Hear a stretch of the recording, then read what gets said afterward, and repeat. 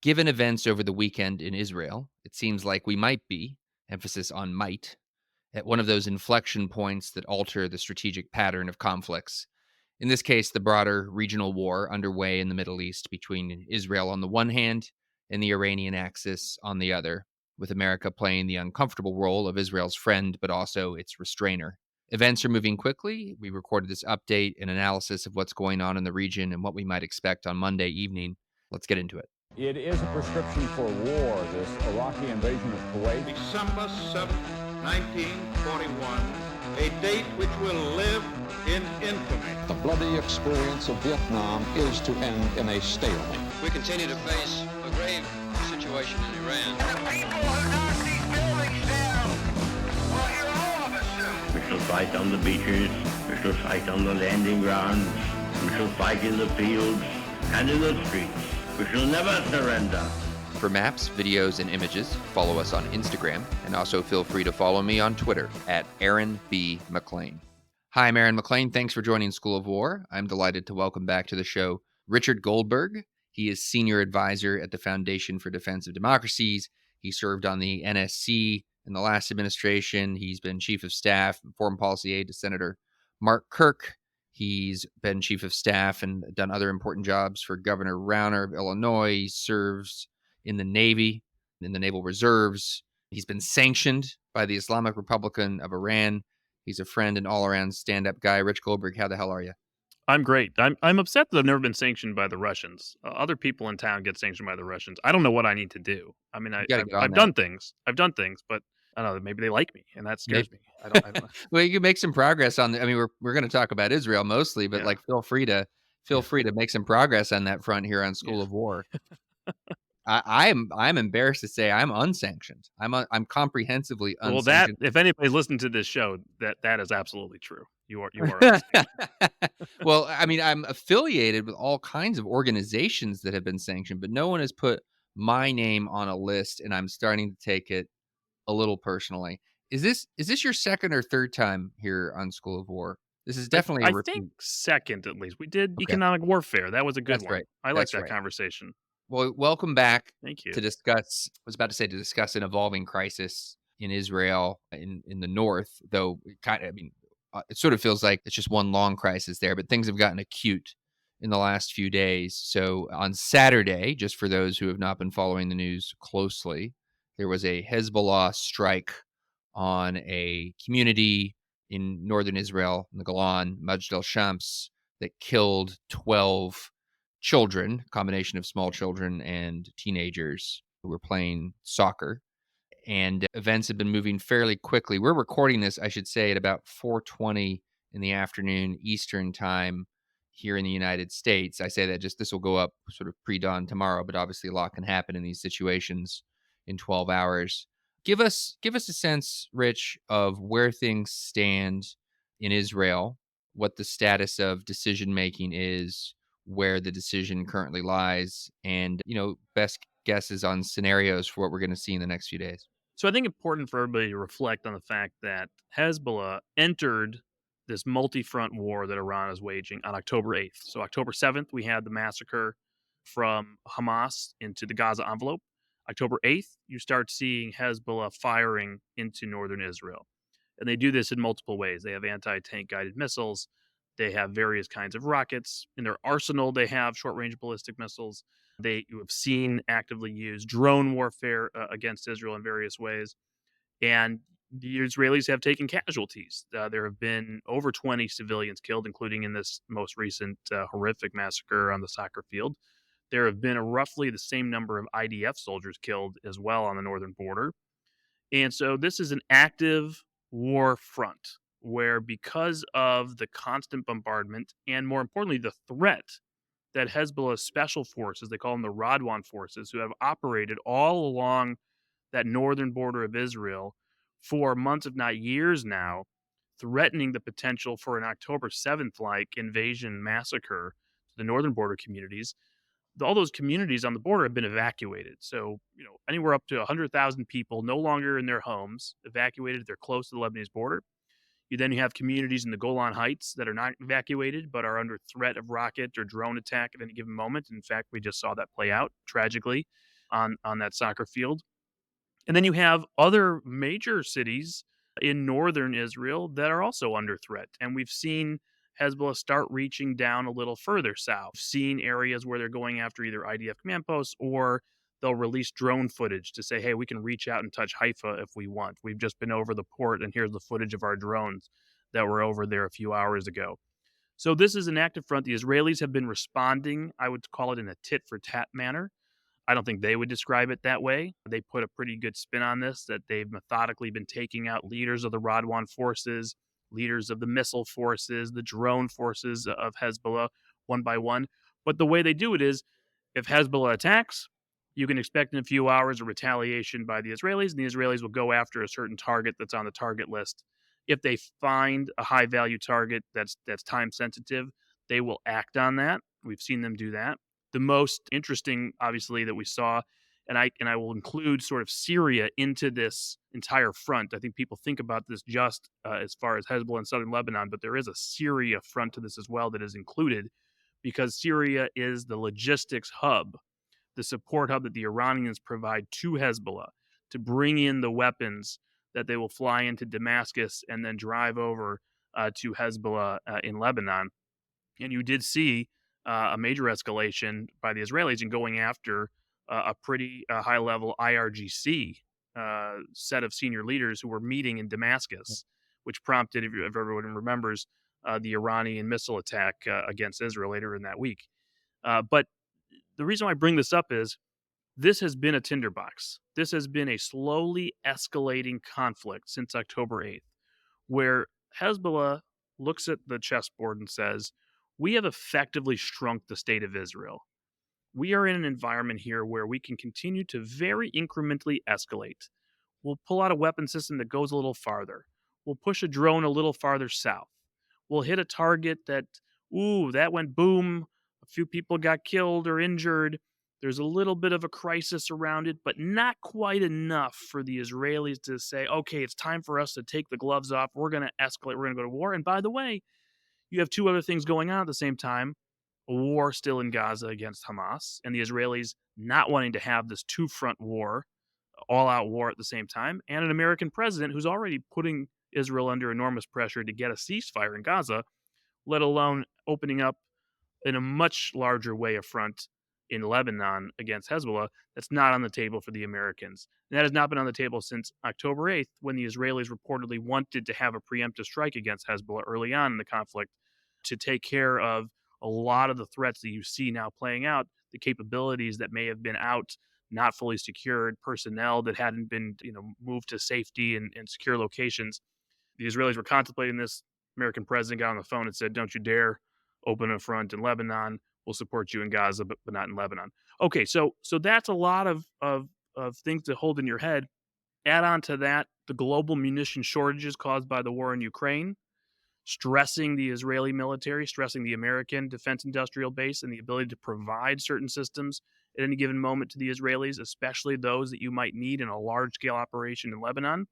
Think artillery shells, think tank shells, plus the political pressure of potentially even withholding weapons that you do have to give the Israelis over what was going on in Gaza and the president's decision to try to push Israel towards a ceasefire deal against Hamas. And then you have a moment like this where truly as the world's sort of thinking, we're getting ready for a ceasefire in Gaza. And if you get a ceasefire in Gaza, Hezbollah is going to declare victory because they're going to say, hey, we entered the war on October 8th. We've been firing on Israel to help our brethren in Gaza. Israel did not defeat Hamas. Hamas still exists in Gaza. The IDF has declared that it will be withdrawing its military from Gaza as part of a ceasefire deal. So the thinking inside the White House and maybe inside some Israeli quarters is once the war in Gaza comes to a conclusion, major operations are over, the IDF agrees to leave certain areas as part of a ceasefire deal, Hezbollah stops firing as well, and everything goes quiet. And that's where everybody sort of thought the trajectory was, certainly from Prime Minister Netanyahu's appearance before the Congress and statements with the president and meeting with hostage families. And then Hezbollah which is always, in my view, one school bus, one soccer field away from pushing over to a crisis from where we already stand. And now we have that. Now we have that. Now we have the images of 12 kids, bloody, just torn to bits on a soccer field. And what does Israel do now? Now, that's the context. So you asked the question is, what are the decisions in front of us? What could be happening? What is the thinking in Israel right now? And obviously, we might wake up and you might listen to this podcast and something's already happened, maybe not. But as we sit here today, a lot of the fundamentals haven't changed. In other words, if you already in your mind had a strategic calculation that the President of the United States is pressuring us not to escalate against Hezbollah, and you see Secretary Blinken's public comment saying we're for Israel's right to self-defense, but we don't want to see any escalation right now. And you see the Lebanese government officials saying they're being assured by the American officials that Israel won't escalate in a way that will lead to all-out war. And you haven't seen any major change in munition deliveries and weapons deliveries and the global issues in the defense industrial base with respect to Ukraine. You could imagine that Israel still is looking at the same strategic pathway, but it has to respond. It has to respond because this is a Druze community. The Druze citizens of Israel, the Druze members of the Israel Defense Forces, want to know that they are Israelis, that the state will defend Druze who live in Israel. And this is a major moment for Israel to prove its loyalty to the Druze community of Israel in the same way the Druze have shown to Israel for so many years, serving in the IDF, dying for the IDF, etc. And so this is now the balance you're at. What can Israel do that is escalatory enough to demonstrate a red line was crossed and that Hezbollah will pay a price, while actually not crossing an American red line, perhaps targeting certain leaders, perhaps targeting certain areas of Beirut where Hezbollah is a stronghold, that would potentially escalate to something like all-out war, even if it's for a short duration. And then the last piece I'll throw out there, kind of back to you, this is long-winded, is to say, can you actually achieve that balance and achieve some sort of strategic objective? Or is this all politics and trying to balance interests, and you're not going to change the status quo? You're not going to change the dynamic in your response in a way where people can move back to their homes because they're less afraid of the security threat just north of them in Hezbollah. You're not going to change the dynamic of the potential that there will be an all-out war at some point to deal with this large metastasizing threat armed by the Iranians with 200,000 rockets and missiles and drones. Will you actually change that dynamic? I'm not so sure. It is possible it could hasten a ceasefire deal. That's a possibility. If there is a feeling of pressure in Lebanon that this could escalate, if there is a feeling of pressure by the Iranians or Hezbollah that they've crossed the line, it is possible this could escalate. They don't want to lose their capabilities in a war with Israel today. Maybe they would push Hamas to say yes to the deal on the table. That's a line of thinking that's out there. But I think we'll have to see what Israel chooses to do, where it attacks, how long it attacks for, what Hezbollah does in response. We should assume there will be a Hezbollah response to whatever Israel does. And if you see Israel attack areas in Beirut, if you see Israel go after senior leaders of Hezbollah, then I would imagine you will see a harsher response from Hezbollah, which would then trigger a much harsher response from the Israelis as well. Israel should assume that it will have to fight an all-out war if it takes certain escalatory steps. If it signals in advance, as it is doing so, that is seeking to avoid an all-out war, I think we should assume the steps it is planning to take are already predetermined to avoid such an escalation. I want to zoom in on a point you just made, that the Israeli decision space, if you'll forgive the faddish way of putting that, is between, on the one hand, there's a floor set by political demands from the Druze community. I'm putting it a little bit more crudely than you did. So something has to be done, and it can't be a mere gesture. And a ceiling set by American policy, driven by an American desire to, quote unquote, prevent escalation in the region. What are the sentiments amongst Israelis broadly, beyond the Druze? is there a reason why the Israeli authorities or Prime Minister Netanyahu himself might prefer to avoid a full-scale northern war? That is to say, it might not just be as a result of American pressure, but my impression is there has been a desire to delay that on the Israeli side. Like, factor those considerations in. What is the Israeli public expecting here? And are they hawkish expectations? Are they expectations that are functions of concern about what the consequences of a northern war would be? And paint a picture for us there, if you would, and just help us understand. I think that there are contradictory thoughts involved here. On the one hand, I think there's a very hawkish sentiment right now from the Israeli public writ large to respond in a very forceful way.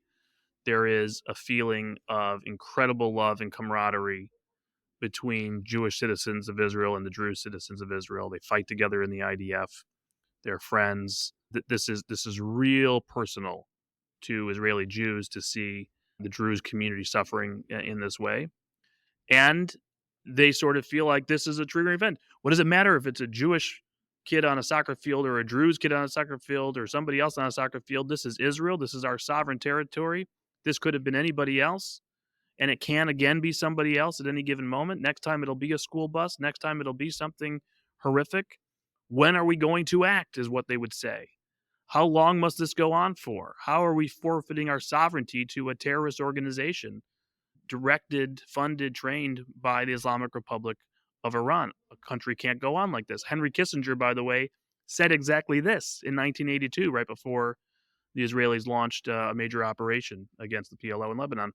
And so there is that sentiment there. At the same time, I don't think the Israeli public truly understands what could come in an all-out war with Hezbollah. I don't think they understand what the capabilities are that Hezbollah has in its arsenal after 18 years since the last major war between Israel and Hezbollah in 2006, of nonstop weapon shipments from the Islamic Revolutionary Guard Corps. We're talking not just rockets, not just missiles. We're talking precision-guided munitions that have been brought in by the IRGC, put on otherwise dumb rockets, missiles, and converted into precision-guided munitions that can be launched in the hundreds, maybe the thousands. There's no firm count on what their arsenal is on the PGM side. Could be hit critical infrastructure. You can hit the airport. You can hit a major municipal need, something in civil society. You can hit a hospital. Who knows what they could hit with PGMs? Kibana. Yes, they have the ability to reach that with some of their Iranian-provided capabilities, certainly on the short-range ballistic missile side. And certainly on the drone side, we've seen the drones capable of traveling far, far distances. Look at what we know the Houthis have from Iran that was just used against Tel Aviv, traveling all the way from Yemen. And so we understand, and we've seen Iraqi and Syria launched drones that have gone all the way down to Eilat on the southern tip of Israel. So that's itself also a threat. But, the sheer amount of destruction that is possible, the casualty figures that are possible if Hezbollah ever decides, either on order from Tehran, order from their leader Hassan Nasrallah, to unleash the full arsenal, I mean, this is nothing like Hamas. Nothing like Hamas. The numbers on their force side, maybe, 50,000 fighters, 50,000 reserve forces, a few thousand of the special forces. But when you're talking about rockets and missiles and drones, I mean, this is a threat at least 10 times more lethal than Hamas ever was at its peak. And I don't think Israelis are prepared for what that means on the home front, what that would mean for the Israeli economy, obviously their own lives and physical security as well. So that's the balancing act there. Now, you asked the question of, what else is Israel sort of thinking? What's the Prime Minister of Israel thinking about right here? What's driving this balancing act? Well, certainly, if the IDF tells you, Mr. Prime Minister, we need to finish the war in Gaza, we have multiple other fronts still, we need to replenish, we need to rearm, we need to get some rest for our soldiers, and then maybe next year we could do this the right way. We could actually have an operation that could push Hezbollah 10 miles north of the border, whatever the buffer zone needs to be. They can actually degrade their rocket and missile capability. They actually threaten their leadership areas in Beirut. and we would be able to have the support of the world restored. At least the United States might be on board. They wouldn't be pressuring us to stop and threatening not to defend us if we do something escalatory before the November election.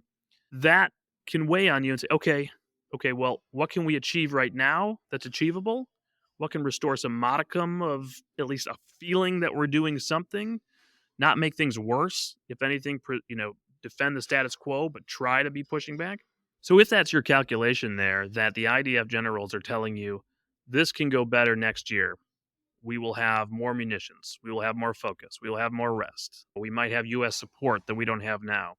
That could weigh on you to say, okay, what can be done today that at least sends a message, imposes a cost on Hezbollah without forcing an escalation towards all-out war.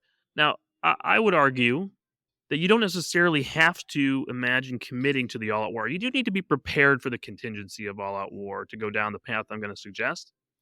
But I think there is evidence that I have seen that Hezbollah, the Iranians as well, do not yet want the all-out war with Israel. They like this status quo of pushing the Israelis in a very incremental manner, literally shrinking the state of Israel, weakening the state of Israel, forcing political turmoil of their inability to respond, squeezed by the Americans, squeezed by the international community, not actually defending its interests in a robust way that you would expect. And then being able to, let's put a little more pressure on from Iraq and Syria now. Let's put a little more pressure on from the Houthis in Yemen. And this feeling of this multi-front ring of fire really comes to the forefront. You start seeing it, you start feeling it. And so if the Israelis were to break out of that cycle, and in some ways, I know people don't like the term hyper-escalate because, what does that mean in this context? How would you choose what a hyper-escalation looks like? An unexpected escalation to a point where Hezbollah and Iran say, whoa, they're actually committed to a potential all-out war. They're crossing red lines for the first time that we thought we had set. So now we need to respond in some way. Does this just all cycle out to the all-out war you have? Or does Hezbollah at some point seek a de-escalation? Do the Israelis exact whatever punishment they can over a certain amount of days and then seek the de-escalation themselves very quickly through various diplomatic channels? Does that put enormous pressure to get the deal done in Gaza with Hamas as a way to short-circuit any road to all-out war, which may yet happen just from the escalation we'll see? So I think those are the differing opinions inside the security establishment. But in the end, if the President of the United States says he's not with you in an environment like this, and the IDF says we'd like to wait, it's hard to imagine taking the course that risks that all-out warfare. Yeah. I want to focus in on this question of Hezbollah restraint, relative restraint, because it, to me, is one of the most interesting dogs that hasn't barked since October 7th. I'm not sure I'm using that phrase correctly. Sherlock Holmes fans can correct me, but one has the impression that Hamas has been disappointed, that Hamas believed that other elements of the Iranian-backed axis, would come in with them in a more emboldened way after October 7th. That obviously didn't happen.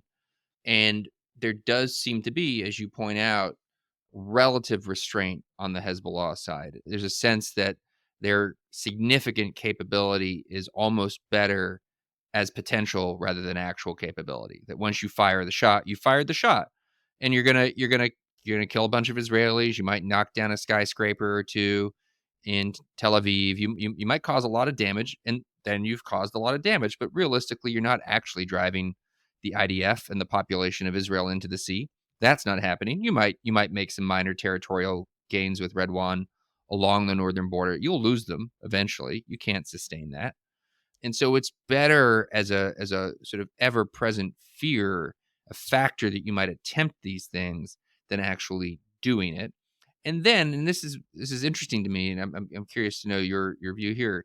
There's obviously the fear of Israeli retaliation and punishment in Lebanon, which we've spent a few minutes here talking about how devastating such a war might be in Israel.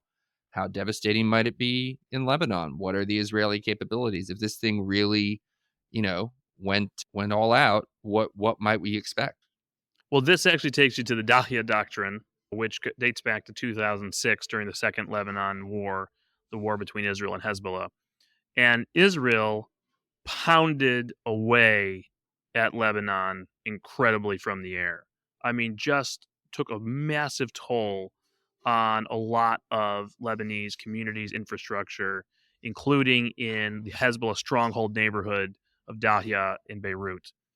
And this idea coming out of it was there's a lot of ink spilled on this, that Hassan Nasrallah, the leader of Hezbollah, says he was surprised by how much firepower the Israelis used, how much destruction the Israelis exacted on Lebanon. And this has been in the psyche of Lebanese leaders and Lebanon government and Hezbollah ever since. That's been the operating paradigm, that Hezbollah fears that level of power coming at Lebanon, that the Lebanese government's able to put some pressure on Hezbollah as well, even though it doesn't fit into that, holding the same thought that Hezbollah actually controls that government presently politically. So I'm not really sure how people continue to have that thought process. But that's been the strategic paradigm here, is that the reason why you don't have an all-out war, the Israelis don't want to have the consequences of 200,000 missiles and rockets coming at them. But more importantly, there's restraint on the other side, that Hezbollah doesn't want to lose all of its people, all of its popular support by causing mass destruction in Lebanon because of its actions. And therefore, neither side will cross any red lines to get to that escalation point. In my view, post October 7th, this is like another one of these conceptuas, that the Israelis talk about, that was totally broken on Hamas, and I think is totally broken on Hezbollah as well. Because ultimately, Hezbollah is going to do whatever the supreme leader orders at the end of the day in Iran. If he says it's time to unleash, it's time to fulfill the vision and take down, northern Israel or central Israel, they're going to do it. They're not going to say no. And more importantly, the preservation of the threat, the fear that the Israelis exude of avoiding the escalation, I think the supreme leader likes. Right. I think he loves this dynamic where he's like, wait a second now I've normalized direct missile attacks on Israel, as he did earlier in the year. So I'm on the battlefield myself now as Iran, directly. Plus, I have this massive arsenal built up on the north that the Israelis are clearly afraid of. Otherwise, they would have escalated already and started going after those capabilities. Clearly, they're afraid of this front. So I can keep, as a supreme leader, I can keep modulating. The IRGC can keep modulating and moving around Israel, weakening Israel in different ways. And it does take a psychological and economic toll on the Israelis over time. So I do think you're right. If the Israelis were to say enough is enough, we're going to employ the Dahlia Doctrine, we are going to start bombing away at Beirut, bombing away at all the communities where Hezbollah has a stronghold, going after the infrastructure, going after military capabilities, obviously, anything that they can consider dual use between civilian and military as well. Yes, there would be a lot of destruction in Lebanon. And I think the Lebanese know that. And in their core, they don't want that to happen. But let's not mistake the ideological hold that the Islamic Republic of Iran has here in calling the shots. And let's not mistake Hezbollah's decision to have incremental escalation to normalize states of warfare that would otherwise be considered states of warfare in order to keep its capabilities and keep projecting that threat into the future. One last dynamic change I would just mention here, which I'm not completely sure how this plays out in the long term, and I kind of wish the Israelis themselves would reset their own strategic picture, their own strategic paradigm in response to what the Iranians did.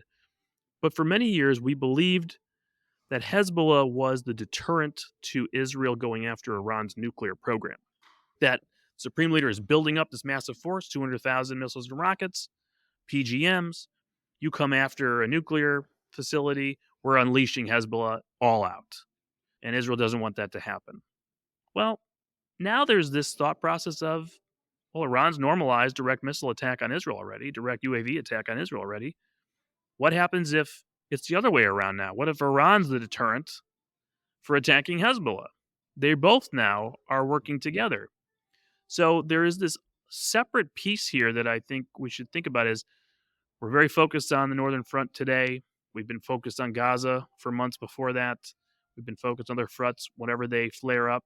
Let's remember the main front is actually inside of Iran, a ticking timeline on a nuclear weapons program. And that plays into all of this with the chief caller of the playbook, the offensive coordinator back in Tehran. I think you and I both wrote not long after October 7th. I'll let you put your own views in your own words, but that I was concerned about a direct line response back to Hamas in Gaza for all sorts of obvious reasons, some of which we've seen come to pass, some we haven't. And that actually there was space in the immediate aftermath of October the 7th, political space, diplomatic space, obviously space with Israeli public opinion and preparedness to do something about either Hezbollah or Iran, some combination of those two more significant threats.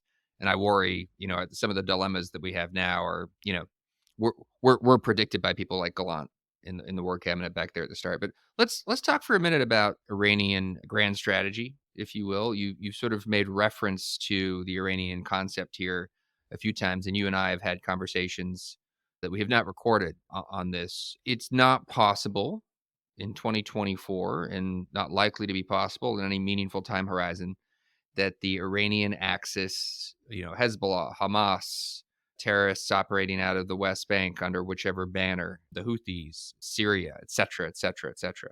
Who did I leave out? The Iraqis, the paramilitary forces in Iraq. They're not going to get online and drive Israel and Israelis into the sea. That's not in the cards. So what's the goal here? How are they proceeding? You used this phrase, ring of fire. Is it something like make Israel a less attractive place for Jews to live and get them to leave? Like, what is the actual Iranian strategic concept here, and how are they pursuing it? Two things here.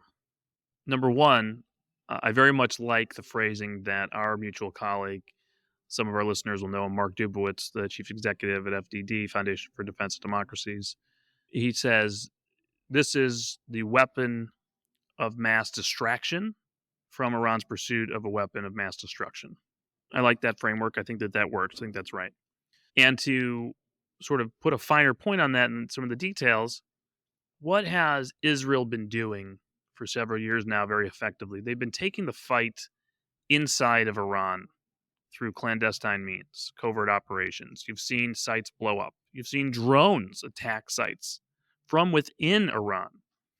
Obviously, the Mossad has human assets. They have the ability to get operations done inside of Iran. They have cyber warfare that is conducted against Iran. Iran has its own cyber warfare that's conducted against Israel, of course, and against the United States.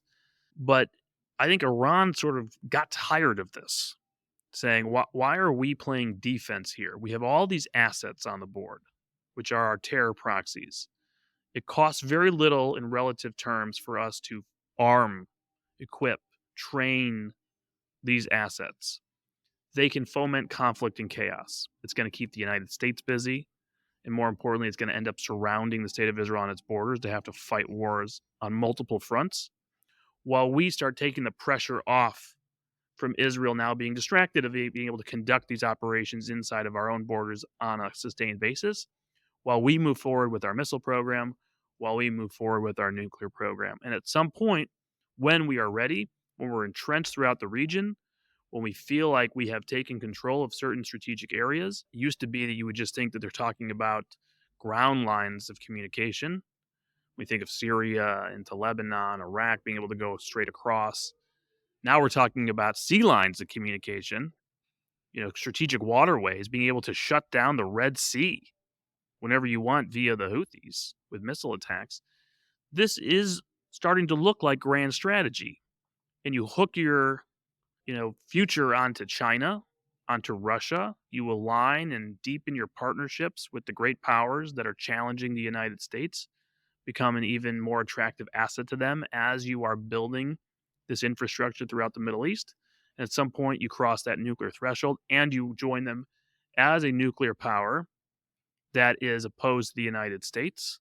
And at that point, Israel is surrounded and now is not just facing asymmetric warfare on multiple borders, they're also facing not just a conventional missile threat from Iran, but potential nuclear threat as well.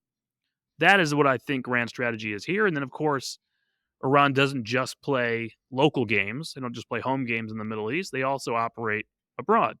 Hezbollah is in Latin America. Assassination plots go on in Europe. and the United States, as we have seen in the news. So I think they have global ambitions while consolidating their power and their immediate ambition of at least being a Middle East hegemony that challenges the United States, gets rid of the United States, and then partners with the great powers in the rest of the global conflict against the West. I think that's a pretty compelling outline. I mean, just to put it in very general terms, generating situations in the future where increasingly it is Iran that has options and Israel that has few to none, and America ideally is absent, so has very few options at all in the region. The amazing thing to me is the way in which the United States seems, frankly, to be a party to the prosecution of this strategy, where you might think we would naturally resist it through our desire to avoid escalation or prevent. You made this great point over the weekend on social media, but to prevent a regional war, as though there's not a regional war underway right at this moment, despite being low grade on certain fronts. Speak to that element of things. Speak to the American calculus. These are rational, highly qualified people in the White House and State Department and Pentagon. They have impressive degrees from impressive universities. Many of them are political scientists, I'm informed. What are they thinking? What's their point of view here? This is sort of a regional version of our problems of grand strategy on a global scale, where we decide that we're going to have a Middle East policy and we're going to have an Indo-Pacific policy and we're going to have a European policy and we're going to have a Western Hemisphere policy. If anybody can explain to me what that one is, I'll give you a lot of money because there is none. But there's all these different strategies and policies, and nobody decides to have one meeting to say, okay, does our Russia policy fit with our China policy, fit with our Iran policy, and what's Venezuela's doing, what they're doing with and what North Korea, right? So that's how we get picked off by all of our adversaries, in my view, today. But that's just how the U.S. government sometimes operates, and there's fiefdoms and there's parochialness and all kinds of reasons why we have this kind of siloed foreign policy oftentimes. And certainly today, as we see this axis of China, Russia, Iran, North Korea, Venezuela, Cuba coming together, challenging us, I hope this stops as soon as possible and we actually have grand strategy in our policy. But zoom into a regional level, this happens in the Middle East in the same way, where we don't have a Middle East strategy sometimes. I actually think we did under the last administration, which was unique and a change from both Republicans and Democrats in the past. We've retreated You don't think Obama had a Middle East strategy? I think Obama had a Middle East strategy. Well, it was just we can give it to Iran and balance out the Sunnis. You might, yeah. I mean, you and I might deprecate it, but Sure. I think there was a strategy. Sorry, I mean, please. The Nixonian equilibrium, as I'm told, we were supposed to achieve. Basically, yes. Sure. I suppose that's true. They had a thesis of the case that there's, too much power with Israel, too much power with the Sunni Gulf Arab states. Iran just feels threatened because of it, and so naturally, like a cornered animal, is acting out. And if you just give it more respect and balance the power in the region, you will suddenly have an equilibrium. Yes, and then we'll be able to pivot to China. Of course, it's wonderful. Yeah, it's Biden who's been picking up the pieces. They tried to re-engage on that front. They wanted to revive the JCPOA after what they viewed as a misguided. I think you're right. And then it all fell apart. So perhaps let me take what you've just pushed back on and hone my statement. That is, we now have a siloed foreign policy in the Middle East because of the chaos sown by the Iranians that we gave them the money to sow. And so now you have a Yemen strategy, and you have a Lebanon strategy, and you have an Iraq strategy, and you have a Syria strategy, and you don't actually have a Middle East strategy where you say, okay, all of these strings are being pulled out of Tehran. So what we really need is the right strategy and policy towards the sort of parent company of all of these subsidiaries, and then make sure that we're treating the subsidiaries such as they are clients, subsidiaries of a terrorist corporation. When we decide that we're going to legitimize some of their proxies, bring them into peace processes, bring them into political processes and governments and all that, the way out in Yemen is to make sure that we bring the Houthis in, right? That's the strategy there. That's why you don't actually put the Houthis back on the foreign terrorist organization list and you take them off to begin with when you come into office. That's why you put exemptions on the sanctions that you put for PR purposes on the Houthis, because you're criticized for not putting them on the FTO list. That's why you keep playing zone defense in the Red Sea instead of actually escalating and going after the Houthis in a significant way.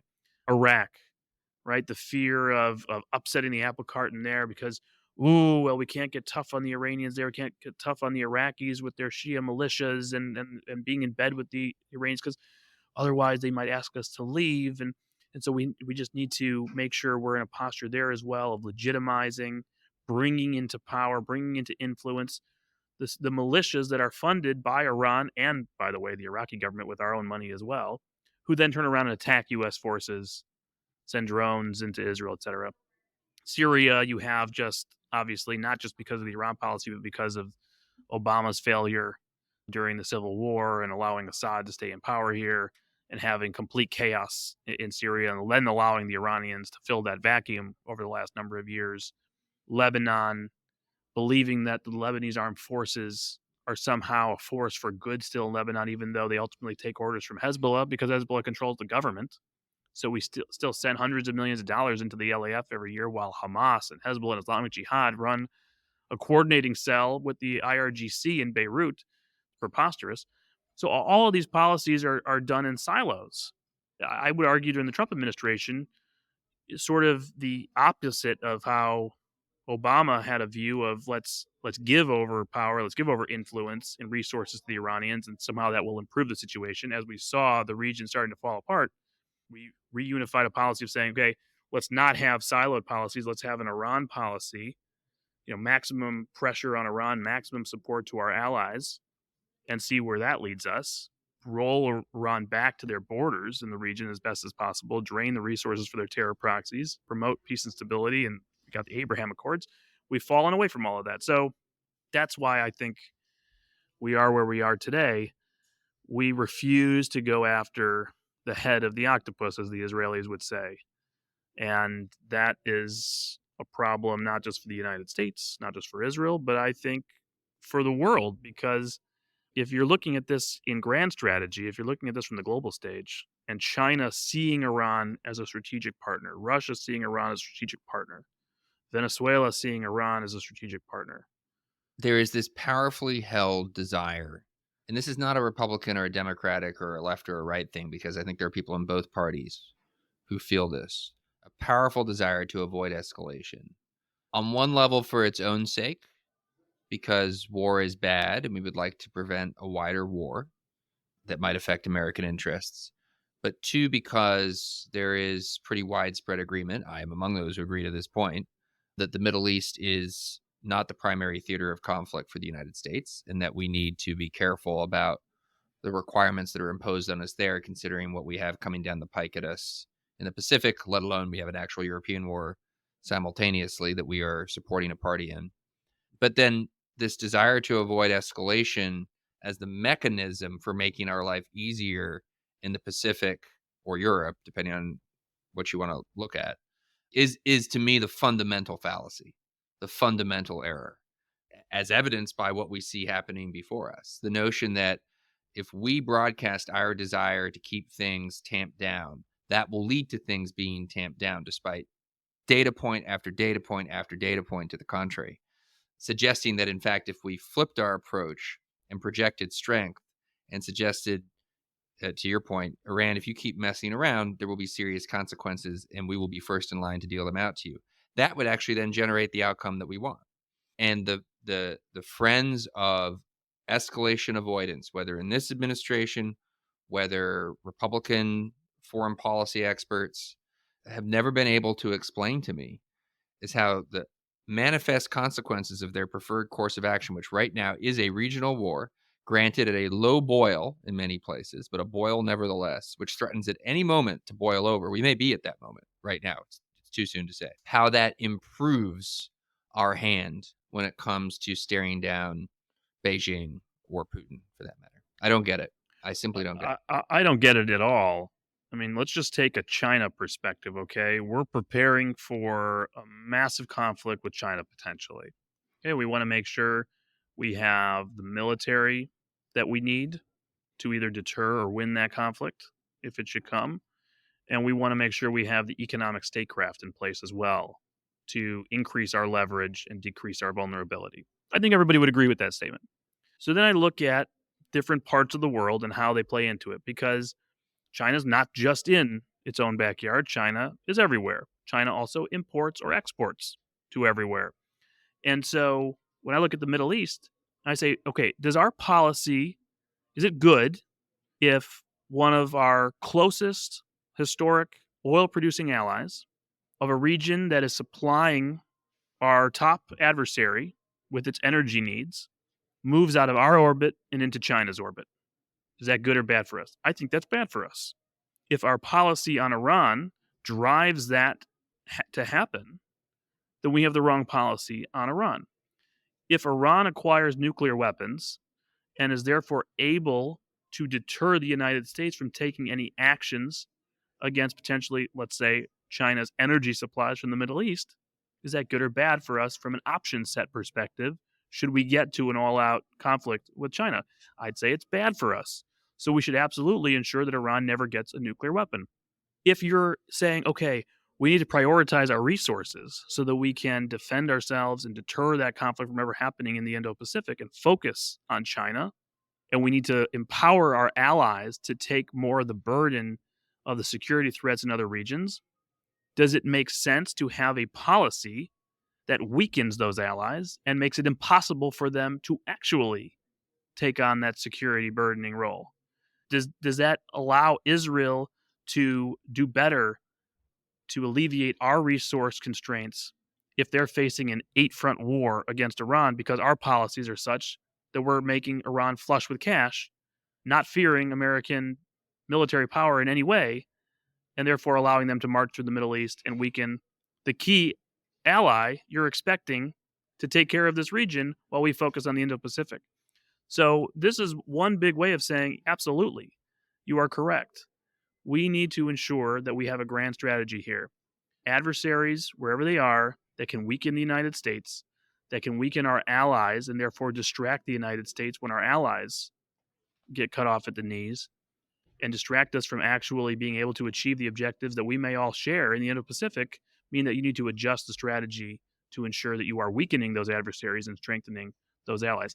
I'll make one last point.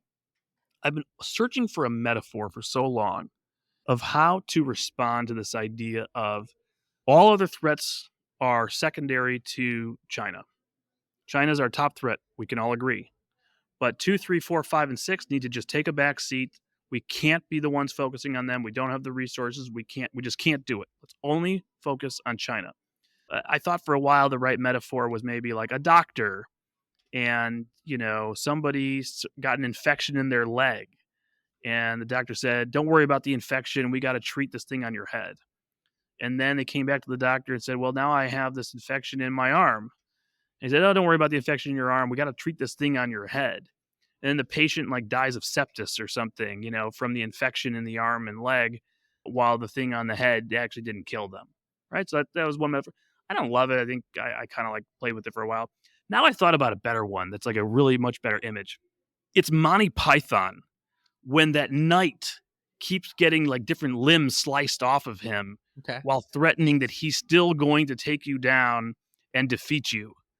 And it's we're that knight talking to China. We're going to defeat you, and we're not going to worry about anything else. And then Russia's going to take this limb, and then the Iranians are going to take this limb, and the North Koreans are going to take this limb, and Venezuela and Cuba have taken our last leg.